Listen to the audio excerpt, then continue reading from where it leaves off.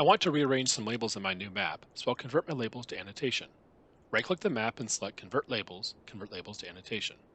In the Geoprocessing tool, I check on Create Feature-Linked Annotation, which will allow me to keep my labels updated as I make changes to the data. This enables additional options. I want my annotation to update as my data changes, so I'll check on both of these settings.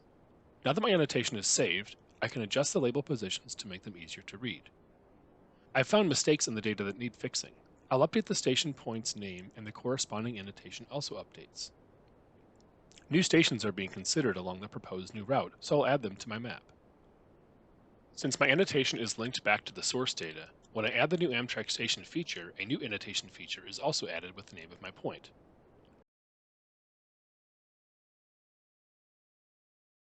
I realize that the Eau Claire station is not in the correct location, so I move the station point and the annotation moves along with it.